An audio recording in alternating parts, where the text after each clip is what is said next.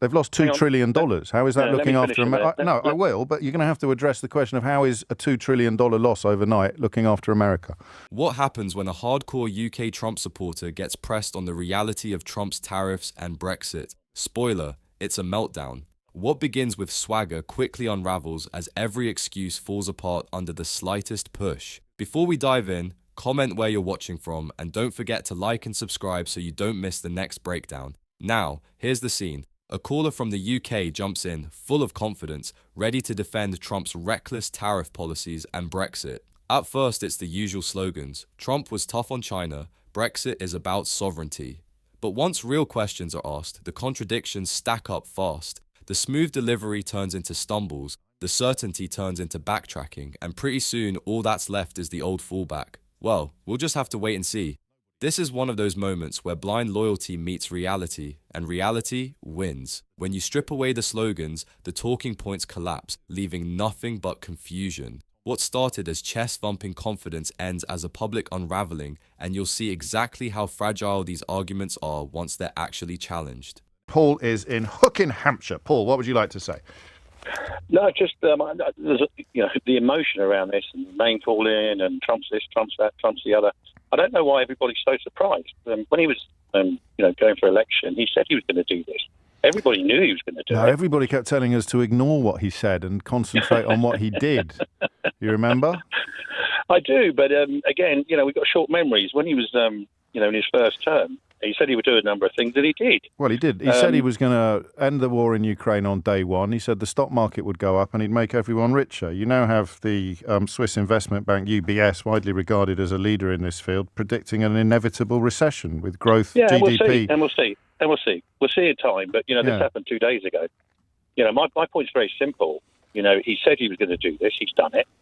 The emotion and the response is quite ridiculous, I think, in terms of, he will want deals. He wants to make a deal with people. This is his way of doing it. No, you don't need to like it. None of us need to like it. But name calling and saying he's this, that, and the other, I just don't think it takes anybody anywhere. You've been a bit woke, Paul. A little bit of name calling, a little bit of mischief, a little bit of fun. It keeps us all honest. I'm the least woke. Keeps the conversation fresh. Least woke bloke in the world. Yeah, I thought you might be. In the world. So, what should Starmer do in this context then? Well, I think the first thing is, it's 10%. I think that was probably better than the UK thought it was going to be. I think... no, it's exactly the same as every other country in the same situation as us. Yeah, except Europe. No, they're not in the same situation as us. They have a different trade balance, a different balance of trade. So any country with a comparable balance of trade to us gets the 10%. There's no special treatment there whatsoever. Okay, so that's where we are. Trump is looking after America. It's his country. It's not our country. You just said it's going to go into recession. Its own stock market. They've lost $2 trillion. How is that looking after America? No, I will, but you're going to have to address the question of how is a $2 trillion loss overnight looking after America? Well, he's talking 1 day, 2 days. Let's see what it's like in 3 months. Who knows? I don't know, and nor do you. And nor does anybody else. You just said he's looking after America, and I've just said he's just lost trillions of dollars. So in the context, so in the context of now, he's hitting America really, really hard. But at some unspecified point in the future, things might go really well. Did you vote for Brexit? Pardon? Did you vote for Brexit? I did. Yeah. And this was the same argument we heard then. Well, no, but Starmer is the leader of Britain. Hang on, Starmer's the leader of Britain.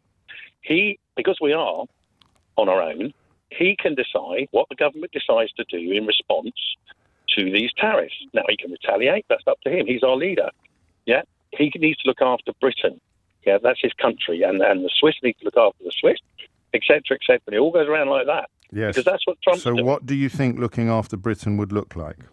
And you can't keep saying that Trump is looking after America because he's just tanked trillions of dollars from the American economy. They've laid off car workers in America temporarily as a direct result of the impacts his tariffs will have upon their overseas operations. But you knew that. Well, I know that, but I think, Rome isn't built in 2 days, and nor's the response. We're talking about 2 days. But this is Brexit again. Yeah, but you're talking 2 days. But I'm talking $2 trillion. You know the market's probably better than I do. When's the last time $2 trillion were lost overnight? US stocks plunged. I have no idea. But doesn't I it have no matter, idea. though, to your optimism, especially after your vote for Brexit went so badly? Doesn't this idea of sticking all your eggs in the things are going to be great at some unspecified point in the future, haven't you kind of got bored of that yet? I just think people are so surprised by something he said he was going to do. Yeah. And he's done it. Now, the response will be interesting. I think, he prides himself, if people want to call him a narcissist, he prides himself on being the art of the deal. Do you what know? he wants to do is to negotiate. Well, he didn't write that book. Well, no, I know. You're right. Do you know what happened the last time they brought in tariffs like this? Oh, God, no, I haven't got a clue. But doesn't it matter, Paul? No, because I think that... No, I don't think it that's does. why I find conversations like this fascinating. You voted for Brexit. You're making all the same arguments about Brexit. Brexit was an undiluted catastrophe, but this one will go really well. Well, I'm not sure it's a catastrophe, was it? What's your favourite bit? Pardon me? What's your favourite bit? My favourite bit is, well, you've probably got a point, actually. It's about controlling entry and exit from the country. How's that worked out for you? That's probably, you have a point. Yeah, and we could, of course, have controlled it a lot more robustly before you voted for it. So the thing you voted for has been a catastrophe. The reason why you voted for it has got immeasurably worse, but you believed things would be brilliant at some unspecified point in the future, and here you are making exactly the same arguments about Donald Trump. Well, no, what I'm saying is, I think... No, hang on.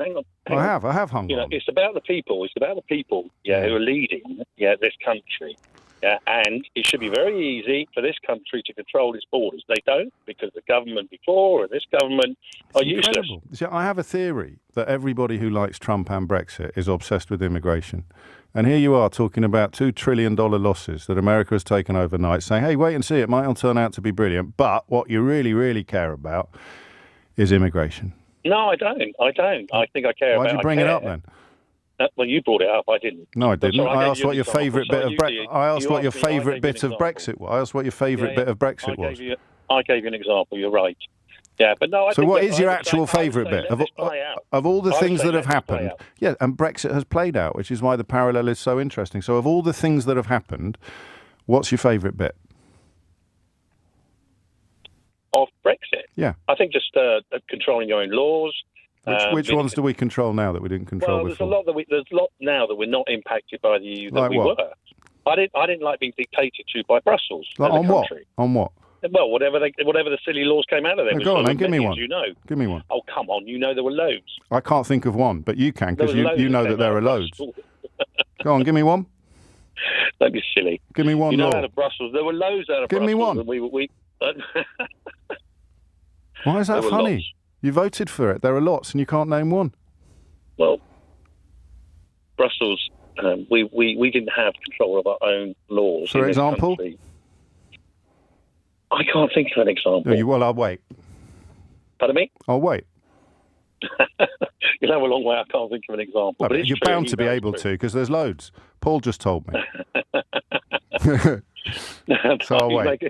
You're very good, but no. No, I'm not. I'm not. I just care about facts. Anyway, we're not talking about Brexit. No, I am. I'm waiting now. You're waiting. The economy, let's wait and see. No, tell me the thing that's gone really well. You said the law that you're pleased about. My point is, let's wait and see. I think many countries... I'm waiting to see what law you're going to tell me about. Hang on. Well, we'll negotiate, and Starmer can negotiate for the Britain. Don't change the subject. Not for Europe. Don't change the subject. Paul. He can negotiate. Paul, time for one of your wry chuckles, I think, Paul, isn't it now? Time for a wry chuckle? I'm still waiting for the law, of which there are loads. Well, one of the great benefits is that now we're in this situation. What about bendy bananas? Now we're in this situation. 3-pin plugs? Can negotiate for Britain. Wrapping your fish and chips in newspaper. What's the law you're happiest that you don't have to obey anymore? In this situation, one of the greatest benefits is that Starmer can just say there aren't any, Paul, because everybody listening knows. Well, this is a great one, isn't it? Go on. What's your law? Example. What's the law? Well, no, hang on. No, I'm not. I've hung on for long enough. What's the law you no longer have to obey that justifies your Brexit vote in 2016? Well, I'll turn it around so answer the question. No, you can't. So you have to ask. No, you can't. Just answer the question. Europe are not going to negotiate for us. We're going to negotiate for ourselves. That's the difference. And that's exactly how it goes. The bold slogans collapse the second they're challenged. No policies, no real numbers, no laws. Just empty phrases that sound tough until someone asks a simple question. They shout about sovereignty and control, but can't name a single rule we supposedly regained. They cheer for tariffs while ignoring the jobs lost, the higher costs, and the hit ordinary families are left paying. It's the same script we saw during Brexit. Big promises, zero delivery. The truth is, this isn't about smart policy. It's about fear. Fear of change, fear of outsiders, fear of a world moving faster than they can keep up. And leaders like Trump and Farage thrive on that fear, twisting it into a weapon to keep people loyal, even when it hurts their own future. That's why these conversations matter, because while they cling to slogans, the real-world fallout is higher bills, weaker economies, and divided societies. But I want to hear from you. Why do you think so many cling to these talking points long after reality proves them wrong? Drop your thoughts in the comments. I genuinely want to hear your perspective. If you're new here, make sure to subscribe to Licensed Reporter, tap the bell so you never miss an upload, and hit like to help more people see this breakdown. Thanks for tuning in. This is Licensed Reporter, and I'll catch you in the next one.